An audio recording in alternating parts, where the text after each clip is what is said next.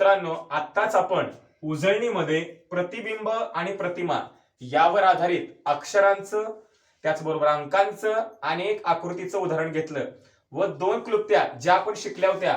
आरसा म्हटलं की आरसा समोर असतो, समोरून कागद असा दुमडा, पाणी खाली असतं, वरून खाली कागद दुमडा. किंवा पट्टी, आरसा म्हटलं की समोर, पाणी म्हटलं की खाली लावा व योग्य पद्धतीनं आपली उत्तरातली योग्य आकृती आपल्याला ओळखायची आहे.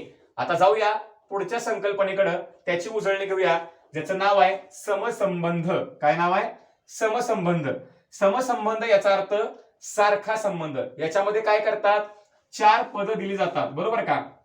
जर आपण इथे विचार केला, समजा चार पद देतात इथं प्रश्न म्हणून, आकाश याला सारखा संबंध आहे, काय आहे तर ख आहे, ठीक आहे. तर पक्षी याला समसंबंध ओळखा. बघा चार शब्द देतात, त्या चार शब्दापैकी तीन शब्दच दिसतात, मात्र एक प्रश्नचिन्हासाठी असतो जो दिलाय. बघा हे प्रश्नचिन्ह इथंच येईल काय सांगता येत नाही, आपण पाहिलंय. हे प्रश्नचिन्ह इथं मध्ये पण येऊ शकतं. मग आपण काय करायचं आहे, पहिल्या दोघांचा किंवा दुसऱ्या दोघांचा समसंबंध लावायचा आहे. आता आपल्याला दुसरी दोघं मिळतायत का तर नाही, हे मिळत नाही. मग मिळालेत कोण? ही दोघं मिळालेत, आहे ना, आपल्याला माहित आहे. मग याचा अर्थ ही दोघं मिळालेत ना, या दोघांचा संबंध ओळखा आणि इथं जसा संबंध आहे तसाच इकडे लावायचा आहे. लक्षात घ्या, समसंबंध लावताना नियमच असा आहे की पहिल्या दोघांचा लावा, नाहीतर दुसऱ्या दोघांचा लावा. जे दिसतंय त्यांचा लावा. आपल्या इथं पहिली दोघं दिसत आहेत म्हणून याचा संबंध आपण लावणार आहोत, कारण इथं प्रश्नचिन्ह आहे म्हणून या दोघांचा संबंध आपण विद्यार्थी मित्रांनो लावूया. आता आकाश आणि ख यांचा संबंध काय हो, तर आकाश याला समानार्थी शब्द काय आहे, ख.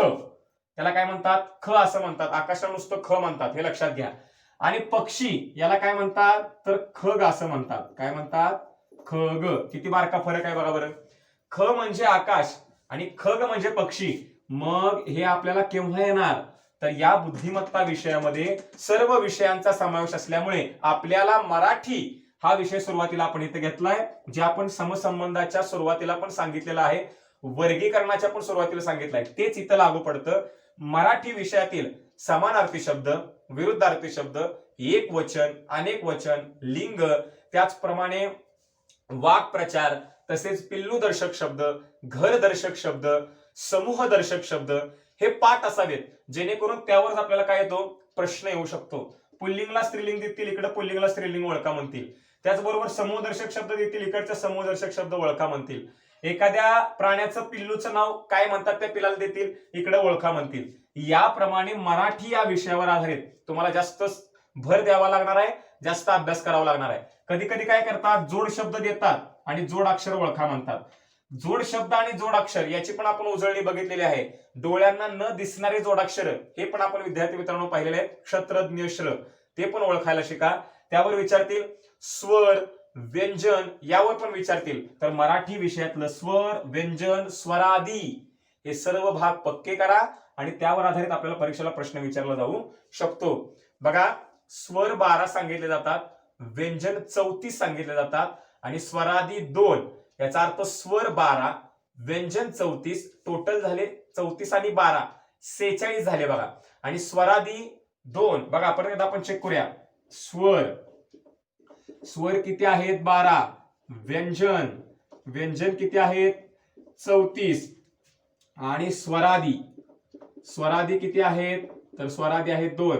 बघा 12, 2 आणि 4 6 आणि 2 8, 3 आणि 1 4 48 झाले, ठीक आहे. 34 12 46 आणि 2 48. म्हणजे मराठीमध्ये 48 वर्ण आहेत, पण इंग्रजी भाषेतून दोघ जण आलेत बघा. कोणते? ऍ आणि ऑ.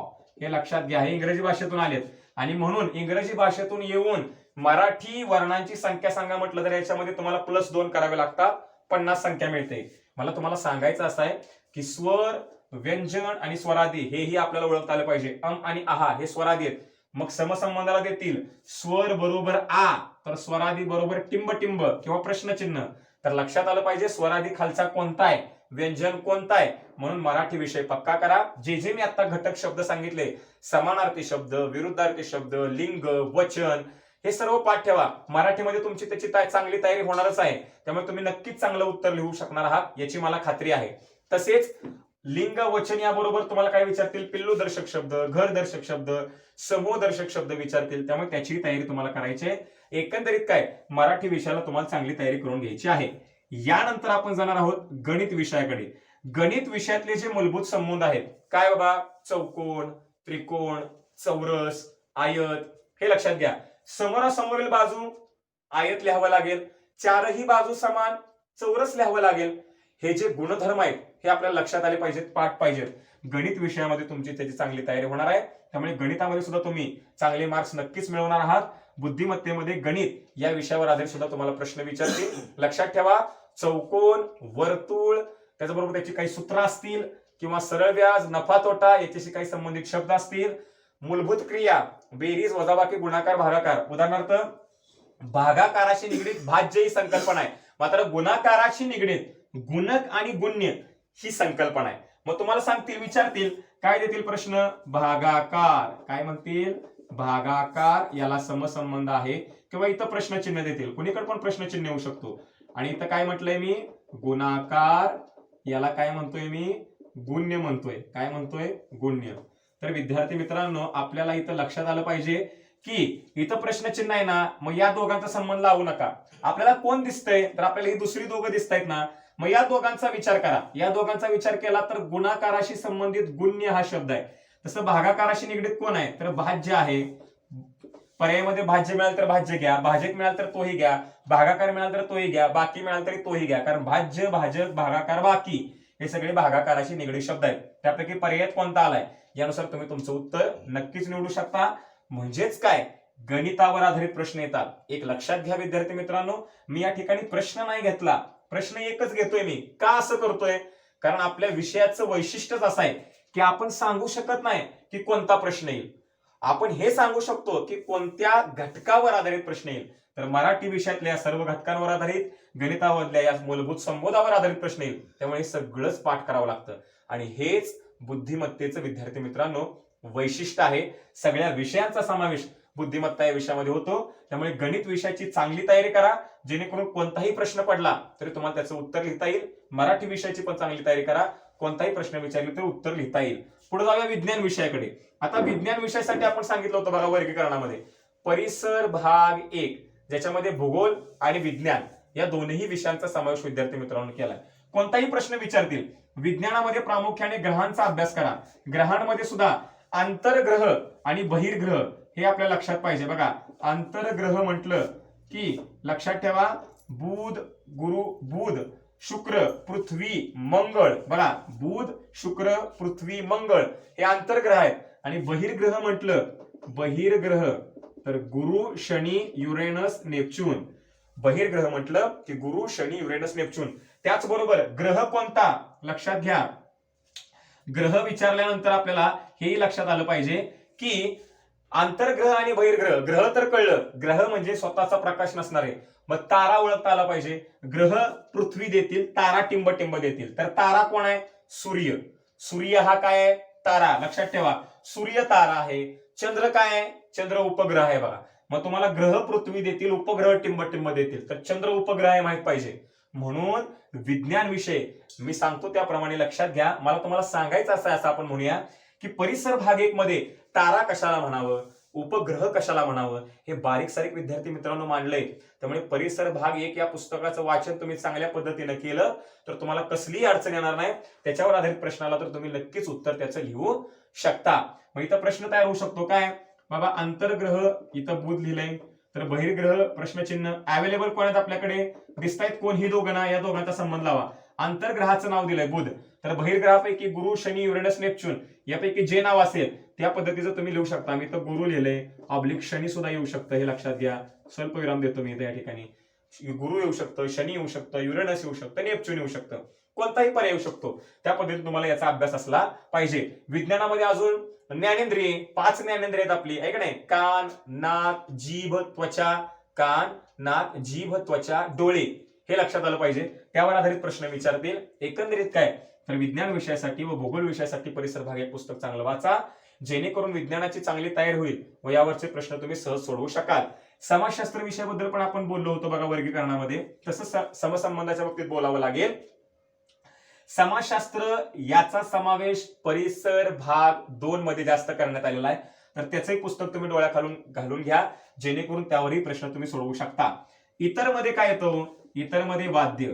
बघा, वाद्याचा विचार केला तर तंतुवाद्य, तारा, वीणा, सतार, व्हायोलिन, हे काय आहेत? तंतुवाद्य आहेत. नंतर काय घेतलं आपण? तालवाद्य. तालवाद्य म्हणजे जी वाजवायची, बघा, तालवाद्य, तबला, ढोलक. लक्षात घ्या, जी तालाची साथ करतात, तबला आहे, ढोलक आहे, किंवा डफली आहे, ढोलकी आहे, या पद्धतीने तुम्ही, मृदंग आहे, हे तालवाद्य. त्यानंतर सुशीर वाद्य, ओठांनी फुकतो आपण, बासुरी. लक्षात ठेवा, सुशीर वाद्य हे बऱ्याच लक्षात येत नाही, म्हणजे मुलांच्या लक्षात असतं, परंतु कधी कधी विसरतात. सुशीर वाद्य कोणतं आहे? तर बासरी. हे लक्षात ठेवायचं आहे, परीक्षेला येऊ शकतं, हे लक्षात ठेवा तुम्ही. ठीक आहे. आता या पद्धतीने आपल्याला याच्यावर प्रश्न येतील, वाद्यांवर येतील, कलेवर येतील, त्यानंतर नृत्य असेल किंवा भाजीपाला असेल, शेती असेल, यावर आधारित आपल्याला इतर मध्ये प्रश्न येतील. मराठी महिने असतील, कोणत्या मराठी महिन्यामध्ये कोणता सण येतो, यावर हे प्रश्न असतो. श्रावणला टिंब देतील, किंवा एखादा महिना देतील, त्याचा सण देतील, तर आपल्याला श्रावण महिन्यातला सण ओळखता आला पाहिजे. या पद्धतीने मराठी महिन्यातले सण हे आपल्याला पाठ असणं गरजेचं आहे, किंवा लक्षात असणं गरजेचं आहे. मराठी महिने लक्षात असणं गरजेचं आहे. 30-31 दिवसाचे इंग्रजी महिने आहेत, तर तो कोणता लक्षात आला पाहिजे. 30 ला काय म्हणतील? समजा 30 ला म्हटलं जून, जानेवारी, फेब्रुवारी, मार्च, एप्रिल, मे, जून, आपण शिकलो दिनदर्शिकेमध्ये, खड्डा जून. ठीक आहे. मग 31 ला प्रश्नचिन्ह देतील. मग 31 चे महिने भरपूर आहेत, पण पर्यायामध्ये जो अवेलेबल आहे, डिसेंबर असेल, मे असेल, यापैकी तुम्ही पर्याय निवडू शकता, तुमचं उत्तर निवडू शकता.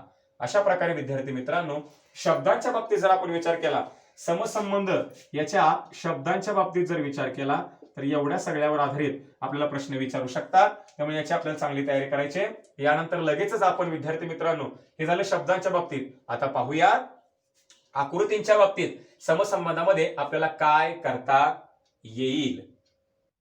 आता आकृत्यांविषयी आपण थोडंसं बोलूया.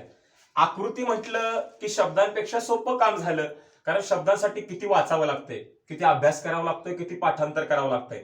पण आकृतीसाठी काहीच करायचं नाही, फक्त काय करायचं आहे? बारकाईने निरीक्षण. याचा अर्थ, जे दोन दिलेत, या पहिल्या दोघांचा तर लावा, नाही तर या दुसऱ्या दोघांचा लावा. इथं बघा पहिले दोघं दिसत नाही, तर या दुसऱ्या दोघांचा लावा. इथं पहिले दोघं दिसत आहेत, इथं पहिले दोघं दिसत आहेत, तर याच्यामध्ये पहिल्या दोघांचा संबंध लावा. या गटातून या गटात जाताना काय बदल होतोय ते विद्यार्थी मित्रांनो तपासायचं आहे. मग हा बदल जो होतो तो कशा कशाच्या बाबतीत होतो हे फक्त पाहायचं, निरीक्षण करायचं. या गटातून या गटात जाताना जो बदल झालाय तसा आणि तसाच बदल या गटातून जाताना या गटामध्ये करायचा आहे. आपण इथं डायरेक्ट प्रश्न सोडवूया. या गटातून या गटात येताना काय केलं हो? बघा, चौकोन आहे तसा आहे, त्रिकोण आहे तसा आहे, फक्त यांची अदला बदली केली. मग असं परीक्षेला करू शकतात. या दोघांची अदला बदल केली ना, आपण बी या दोघांची अदला बदल करायची. चला, अधिक आणि गोल, पण बाहेर चौकोनच. बघा, आकृती म्हटलं की प्रत्येकाचं बारकाई निरीक्षण, बाहेरचा पण भाग चेक करायचा, बरोबर तुम्हाला ही आकृती मिळणार आहे. चला तर पाहूया, या प्रकारचे आपल्याला भरपूर प्रश्न तयार होऊ शकतात. तर काय काय करू शकतात हे पाहूया, कारण प्रश्न बऱ्याच प्रकारे होऊ शकतात. चला, काय करू शकतात? गटात होणारा बदल, हा जो गटात होणारा बदल आहे विशिष्ट प्रकारचा, तो तुम्हाला तपासायचा आहे, तसाच्या तसा तिकडे करायचा आहे.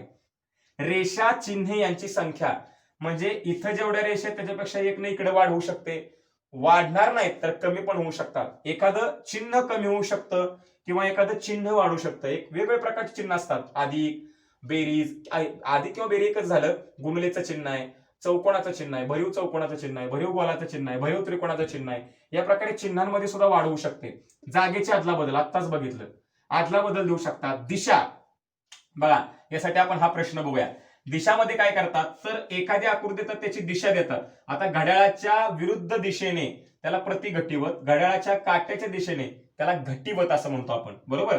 घड्याळाच्या काट्याच्या विरुद्ध दिशेने प्रतिघटिवत, घड्याळाच्या काट्याच्या दिशेने काय म्हणतो? घटिवत. घड्याळाच्या काट्याच्या दिशेने घटिवत म्हणतो. ठीक आहे.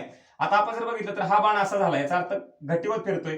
इकडून तो असा झालाय ना, मग आपला हा कसा होणार आहे? इकडून असा, बघा, असा फिरतोय, बघा, हा असा झाला, याचा अर्थ असा फिरणार आहे. मग असाच हा फिरून कुठे जाणार आहे? वर. याचा अर्थ इथं बाण वर जाणार आहे, हे फिक्स झालं. परंतु दुसरं चिन्ह बघा काय बदल केलाय, इथं रिकामा आहे, इथं भरीव झालाय, इथं रिकामा आहे, इथं भरीव होईल. ठीक आहे. इथं भरीव दिला असता तर रिकामा केला असता, परंतु रिकामा दिलाय भरीव. जसं इथं केलंय तसं इकडे करायचं, उत्तर मिळून गेलं. म्हणजे या प्रकारे तुम्हाला दिशांचा विचार करावा लागेल. इंग्रजी अक्षराबाबतीत आपण बोललो होतो, बघा काय करतात? तर तीन रेषांपासून बनलेलं अक्षर किंवा आरशातील प्रतिमा जशी तशी. आपण जर इथे विचार केला, हे दोघं आपल्याकडे अवेलेबल आहेत, 1, 2 आणि 3, तीन रेषेत बघा, 1, 2 आणि 3, 1 2 आणि 3. इथं पण 3 रेषा आहेत ना, मग एखादी आकृती जी 3 रेषांपासून बनले, एच घ्या, 1 2 3. ठीक आहे, तुम्ही एच लिहू शकता, एफ लिहू शकता, 1 2 3, आय लिहू शकता, 1 2 3. या पद्धतीने तुम्हाला जो पर्याय अवेलेबल असेल तो तुम्ही उत्तर लिहू शकता. लक्षात घ्या, इंग्रजी अक्षरांच्या बाबतीत तुम्हाला रेषा, आरशातील प्रतिमा तसेच निम्मा भाग सारखा या पद्धतीने तुम्हाला विचारतात. निम्मा भाग म्हणजे हा जर भाग मी इथनं कट केला तर हा एकमेकांवर बसू शकतोय बघा, बरोबर एकसारखा बऱ्यापैकी दिसतोय. हा सुद्धा भाग बघा एकसारखा होतोय, है का? हा सुद्धा भाग बघा एकसारखा होतो, याला म्हणायचं निम्मा भाग. या पद्धतीने आपल्याला प्रश्न विचारतील. तर विद्यार्थी मित्रांनो, आकृतीचं मी शेवट सांगेल, बारकाईने निरीक्षण करूया आणि गटात होणारा बदल बारकाईने पाहून आपण आपलं योग्य उत्तर ठरवायचं आहे. यानंतर लगेचच आपण काय करणार आहोत तर संख्यांवर हे प्रश्न आपला राहिलाय बघा. 3 रेषांपासून त्रिकोण आहे तर 4 रेषांपासून काय होईल? चौकोन होईल. ठीक आहे, 3 रेषा त्रिकोण, 4 रेषा चौकोन. या पद्धतीने गटात होणारा बदल तपासा आणि तुम्ही तुमचं उत्तर ठरवायचं आहे. यानंतर लगेचच आपण संख्यांच्या बाबतीत समसंबंधाचा सराव हा लगेचच करणार आहोत.